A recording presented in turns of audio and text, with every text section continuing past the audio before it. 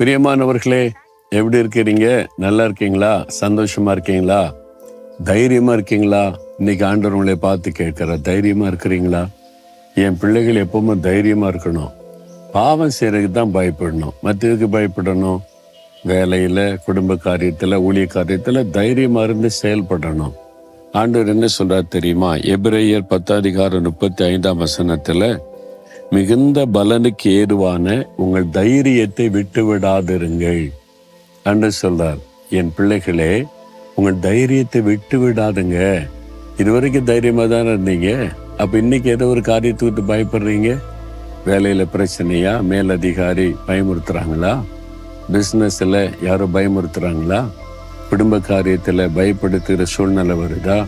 இவ்வளவு நாள் தைரியமா தான் இருந்தேன், ஆனா இப்போ நிலைமை மோசமாகிறதுனால ஒரு பயம் வருது, அப்படி கலங்குறீங்களா? உங்க தைரியத்தை விட்டு விடாதிருங்கள் அப்படின்னு இயேசு உங்களை பார்த்து சொல்றார். என் மகனே தைரியமாறு, என் மகளே தைரியமாறு. தைரியத்தை மட்டும் விட்டுறாத, பயத்துக்கு இடம் கொடாத. சாத்தான் பயப்படுத்தி தான் உடைய வீழ்த்த நினைப்பான். பத்தியா, இன்னும் இந்த பிரச்சனை தீரல, மோசமாகிட்ட இருக்கு பாத்தியா, அவ்வளவுதான். இந்த பயத்தை கொண்டு வரும்படி அவன் பேசுவான். ஆண்டவர் சொல்றாரு, நீ தைரியத்தை மட்டும் விட்டுறாத. அவன் என்ன வேணாலும் சொல்லட்டும், எப்படி வேணாலும் பேசட்டும், சூழ்நிலை எப்படி வேணாலும் மாறட்டும். நீ தைரியமா சொல்லணும், என் கூட இருக்கிற இயேசு பெரியவர், எனக்கு எல்லாம் நன்மையா தான் செய்வார், நான் பயப்படலாம் மாட்டேன், நான் தைரியமா தான் இருப்பேன். நீ தைரியமா இருங்க. உங்க தைரியத்தை குலைக்கும்படியான காரியத்தை சாத்தான் செய்வான். அதனாலதான் ஆண்டவர் சொல்றாரு, என் மகனே தைரியமாறு, என் மகளே நீ தைரியமாயிரு. எது நினைச்சு நீ பயப்படுறியோ அது ஒன்னு சேரப்படுத்தாது. நீ பயப்படுற மாதிரி ஒன்னு நடக்காது. உன் தைரியத்தை மாத்திர விட்டு விடாதே அப்படின்னு ஆண்டவர் சொல்றார். அப்ப அதனுடைய பலனை நீ பார்க்க முடியும். பாருங்க, கோலியாத்தை கண்டு எல்லாரும் பயந்தாங்க. பெரிய ராட்சதன், அவ்வளவுதான், நம்ம ஒண்ணு செய்ய முடியாதுன்னு.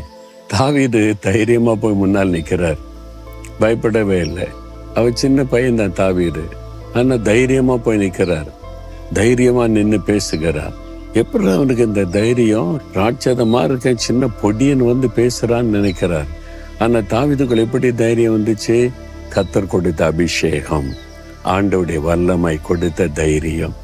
என் வாழ்க்கையில கூட எத்தனையோ பிரச்சனை, நெருக்கம், மோகன்லாசம் முடிஞ்சாரு, அவ்வளவுதான் பேசினாங்க. எத்தனையோ பொய்யான குற்றச்சாட்டுகள், வழக்குகள், நெருக்கங்கள் எல்லாம் வந்துச்சு. அந்த ஆண்டவர் அந்த சமயத்துல என்ன சொன்ன, தைரியமாறு, பயப்படாத. அப்போ நம்ம தைரியத்தை குலைக்கும்படியான காரியத்தை சாத்தான் செய்வான். சில சமயம் அப்படியே ஒரு கலக்கம் வரத்தான் செய்யும். நானும் மனிதன் தானே, அதனால சூழ்நிலை பார்த்து ஒரு பயம், கலக்கம் வரும். ஆண்டவர் சொல்லுவார், தைரியமாறு, தைரியத்தை விட்டுறாத, பயப்படாத. பிசாசு பயமுறுத்தி பார்க்கறான், சூழ்நிலைகள் மாறிடும் சொல்லுவார். அதே மாதிரி எல்லாத்தையும் கர்த்தர் மாத்திடுவார். அப்போ தாவீதுக்குள்ள அந்த தைரியம் இருக்க காரணம், என் கூட இருக்கிற கர்த்தர் பெரியவர், அவரே அபிஷேகம் பண்ணி இருக்கிறார். கோலியாத்து என்ன ஒண்ணும் பண்ண முடியாது. அந்த தைரியம் உங்களுக்குள்ள, அந்த தைரியம், என் கூட இயேசு இருக்கிறார். என்ன தைரியத்தில் இப்படி இருக்கன்னு சொல்லுவாங்கல்ல, இயேசு இருக்கிறார்ல, அந்த தைரியம் தான். அவர் மரித்து உயிரோடு எழுந்தார்ல, எனக்காக எல்லாத்தையும் செய்வார்ல, அந்த தைரியம் தான். அப்படி சொல்லுங்க. சில மனுஷருக்கு என்னடா தைரியம் உனக்கு, என்ன தைரியத்தில் இப்படி இருக்கன்னு சொல்லுவாங்கல்ல, நீங்க சொல்லுங்க, இயேசு குறித்த தைரியம் தான், என் கூட இருக்கிறார்ல. இன்றைக்கு நீங்க பயப்படுற காரியத்தில் அற்புதம் நடந்துரும். ஆண்டவர் உங்களை தைரியப்படுத்துகிறார்.